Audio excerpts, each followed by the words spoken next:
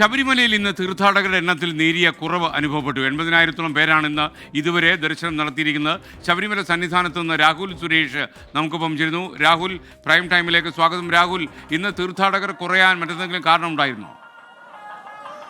SKN, good evening. തിങ്കൾ ചൊവ്വ ദിവസങ്ങളെ അപേക്ഷിച്ച് തീർത്ഥാടകരുടെ എണ്ണത്തിൽ കാര്യമായ ഒരു കുറവ് രേഖപ്പെടുത്തിയ ദിനം കൂടിയാണ് കടന്നു പോകുന്നത്. 9 മണി വരെയുള്ള കണക്കുകൾ നോക്കുമ്പോൾ 80,000 പേരാണ് ഇന്ന് ദർശനം നടത്തിയിട്ടുള്ളത്.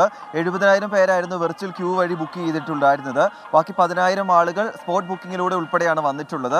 ഇനി നടയടയ്ക്കാൻ 2 മണിക്കൂർ കൂടിയുണ്ട്. 11 മണി വരെയാണ് 11 മണിക്കാണ് ഇന്ന് ഹരിവരാസനം പാടി നടയടയ്ക്കാൻ പോകുന്നത്. അതുകൊണ്ട് 2 മണിക്കൂർ കൂടി തീർത്ഥാടകർക്ക് 18-ാം പടി കടന്ന് ദർശനം നടത്താനുള്ള അവസരമുണ്ട്. നിലവിൽ സന്നിധാനത്ത് ശ്രീകോവിലിൽ അത്താഴ പൂജ നടന്നുകൊണ്ടിരിക്കുകയാണ്. അതുകൊണ്ട് തീർത്ഥാടകരെ ദർശനത്തിന് അനുവദിക്കുന്നില്ല.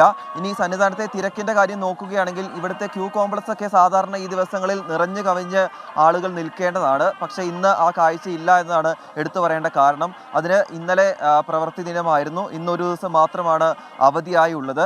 ഇനി നാളെ കൂടി പ്രവൃത്തി ദിനമാണ്. അതുകൊണ്ട് ശനി ഞായർ ദിവസങ്ങളിൽ തിരക്ക് വർദ്ധിക്കാനുള്ള സാധ്യത ഉണ്ട് എന്നാണ് ദേവസ്വം ബോർഡിന്റെ വിലയിരുത്തൽ. ഇനി ശനി ഞായർ ദിവസങ്ങൾ പിന്നിട്ടാൽ പിന്നെ 5 ദിവസം മാത്രമാണ് മറ്റ് പൂജാകർമ്മങ്ങൾക്കുള്ളൂ. അതുകൊണ്ട് വരും ദിവസങ്ങളിൽ തിരക്ക് വർദ്ധിക്കാനുള്ള സാധ്യതയുണ്ട്. പക്ഷേ ഇന്ന് സാധാരണ ഒരു തിരക്കുള്ള ദിവസം കൂടിയാണ് കടന്നു പോയിട്ടുള്ളത്. Okay, thank you. രാഹുൽ സുരേഷാണ് ശബരിമല സന്നിധാനത്ത് നിന്ന് ചേർന്നത്.